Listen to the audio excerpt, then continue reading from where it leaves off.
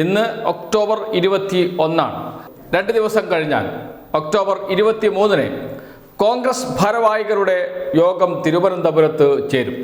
58 general സെക്രട്ടറിമാർ, 42 രാഷ്ട്രീയകാര്യ സമിതി അംഗങ്ങൾ, 13 വൈസ് പ്രസിഡന്റുമാർ ഇവർ എല്ലാവരും യോഗത്തിൽ പങ്കെടുക്കും.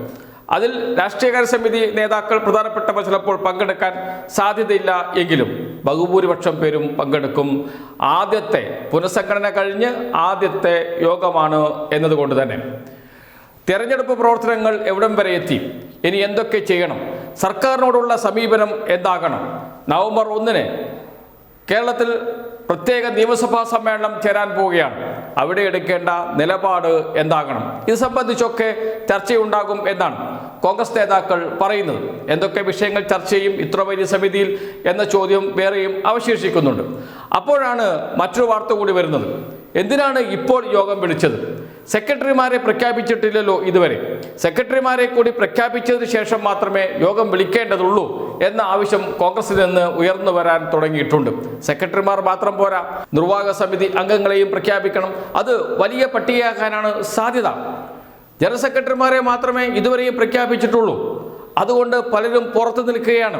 സെക്രട്ടറിമാരെ കൂടി പ്രഖ്യാപിച്ചു കഴിഞ്ഞാൽ അവരെയും കൂടി ചെറുപ്പക്കാരെ പാർട്ടിയിലേക്ക് കൊണ്ടുവരുവാൻ കഴിയുമായിരുന്നു എന്നാണ് വി ഡി സതീശൻ പ്രതിപക്ഷ നേതാവ് പറഞ്ഞിരിക്കുന്നത്. എന്ന് വെച്ചാൽ സെക്രട്ടറിമാരെ പ്രഖ്യാപിക്കാത്തതിൽ വി ഡി സതീശന് അതൃപ്തിയുണ്ട്. അത് ഒരു ഭാഗത്ത്. എല്ലാ നേതാക്കൾക്കും ഇത്ര വലിയ കമ്മിറ്റി ഉണ്ടാക്കിയിട്ടും എല്ലാ നേതാക്കൾക്കും അതൃപ്തിയാണ്. സഭകൾ പരസ്യമായി, ക്രൈസ്തവ സഭകൾ പരസ്യമായി രംഗത്ത് വന്നു. 1 3 സഭകളാണ് രംഗത്ത് വന്നത്. ക്രൈസ്തവ മതവിഭാഗത്തിന് വേണ്ടത്ര പരിഗണന നൽകിയില്ല എന്ന് പറഞ്ഞുകൊണ്ട്. അതേസമയം കോൺഗ്രസിനകത്ത് പല നേതാക്കളും ഏറ്റവും കടുത്ത നിലപാടെടുത്തത് കെ മുരളീധരനാണ്. അതിനുശേഷം നിലപാടുമായി വന്നത് ചാണ്ടി ഉമ്മനാണ്. എ ഗ്രൂപ്പ് അതൃപ്തിയിലാണ്. അങ്ങനെ കോൺഗ്രസിനകത്ത് കോൺഗ്രസിനെ സഹായിക്കുന്ന വിവിധ ക്രൈസ്തവ സഭാ വിഭാഗങ്ങൾ എല്ലാവരും പ്രതിഷേധവുമായി രംഗത്ത് ഇറങ്ങിയിരിക്കുകയാണ്. അപ്പോഴാണ് ഇനിയിപ്പോൾ സെക്രട്ടറിമാരുടെ പട്ടിക കൂടി വരാനിരിക്കുന്നത്. എത്രയാണ് പട്ടികയിലെ അംഗങ്ങൾ? എത്ര പേരായിരിക്കും?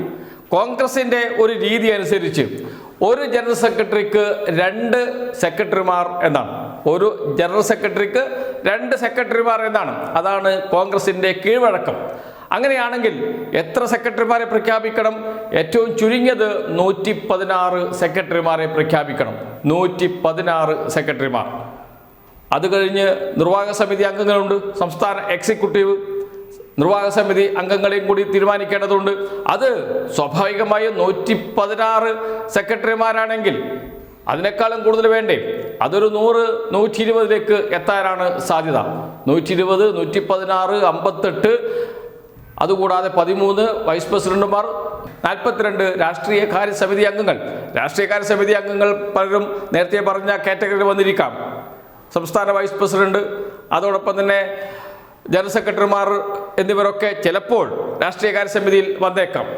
സംസ്ഥാന അധ്യക്ഷൻ രാഷ്ട്രീയകാര്യ സമിതിയിൽ ഉണ്ടാകും, ഉറപ്പാണല്ലോ. അങ്ങനെ രാഷ്ട്രീയകാര്യ സമിതിയിൽ കുറച്ചു പേർ മാറ്റിവെച്ചാലും ഒരു 300 പേരുടെ ഭാരവാഹി പട്ടിക സ്വാഭാവികമായും ഉണ്ടാകും എന്നാണ് അറിയുന്നത്. ഏറ്റവും ചുരുങ്ങിയത് 250 പേരെങ്കിലും ഉണ്ടാകും. ഇതേക്കുറിച്ച് ചോദിച്ചപ്പോഴാണ് വി ഡി സതീശൻ പറഞ്ഞത്, നിങ്ങൾ പോയി CPM-ൽ എത്ര സെക്രട്ടേറിയറ്റ് അംഗങ്ങളുണ്ട്, എത്ര സംസ്ഥാന കമ്മിറ്റി അംഗങ്ങളുണ്ട് എന്ന്. CPIM-ൽ സംസ്ഥാന സെക്രട്ടേറിയറ്റ് എന്ന് പറയുന്നത് സംസ്ഥാന കമ്മിറ്റി അംഗങ്ങൾ കൂടിയാണ്. എല്ലാം ചേർന്ന് 89 പേരാണുള്ളത്. 89ഉം 250ഉം ഒരുപോലെയാണ് എന്നാണ് വി ഡി സതീശൻ പറയുന്നത്. അതോടൊപ്പം KPCC പ്രസിഡന്റ് സണ്ണി ജോസഫ് പറഞ്ഞതുകൂടി ഓർക്കണം. കോൺഗ്രസ് ഒരു ജംബോ പാർട്ടിയാണ്, അതുകൊണ്ട് ജംബോ കമ്മിറ്റി വേണ്ടിവരും എന്നാണ്. ജംബോ കമ്മിറ്റിയെ ഒഴിവാക്കുക എന്നതായിരുന്നു തുടക്കത്തിൽ കെ സുധാകരനും വി ഡി സതീശനും KPCC പ്രസിഡന്റും പ്രതിപക്ഷ നേതാവുമായി വന്ന ഘട്ടത്തിൽ പറഞ്ഞിരുന്നത്. എന്നാൽ എല്ലാം തകിടം മറിയുകയും ജംബോ കമ്മിറ്റി എന്ന് പറഞ്ഞാൽ പോരാ, ജംബോ കമ്മിറ്റി എന്ന് പറയേണ്ട അവസ്ഥയിലേക്ക് കോൺഗ്രസിൻ്റെ ഭാരവാഹി പട്ടിക വരുന്നു എന്നതാണ് ഏറ്റവും പ്രധാനപ്പെട്ട കാര്യം. 58 ജനറൽ സെക്രട്ടറിമാരെ മാത്രമാണ് ഇതുവരെ പ്രഖ്യാപിച്ചത്. ഇനി സെക്രട്ടറിമാരെ പ്രഖ്യാപിക്കണം. അത് 116 പേരുണ്ടാകും എന്നാണ് അറിയുന്നത്. അതുകൊണ്ട് തന്നെയാണ് വി ഡി സതീശൻ പറഞ്ഞത്, അതും കൂടി പ്രഖ്യാപിച്ചിരുന്നുവെങ്കിൽ പ്രശ്നങ്ങൾ ഒരു പരിധിവരെ പരിഹരിക്കാമായിരുന്നു എന്ന്. ഉടനടി തന്നെ അത് പ്രഖ്യാപിക്കും. തൽക്കാലം ഇതിൻ്റെ വിവാദമൊന്ന് അടങ്ങട്ടെ, അതിനുശേഷം പ്രഖ്യാപിക്കാം എന്ന് കരുതിയാണ് കോൺഗ്രസ് നേതൃത്വം നിൽക്കുന്നത് എന്നാണ് അറിയുന്നത്. എന്നിരുന്നാലും വരുന്നുണ്ട് ഒരു വൻ ജംബോ പട്ടിക കൂടി എന്നാണ് കോൺഗ്രസ് നേതാക്കൾ തന്നെ പറയുന്നത്.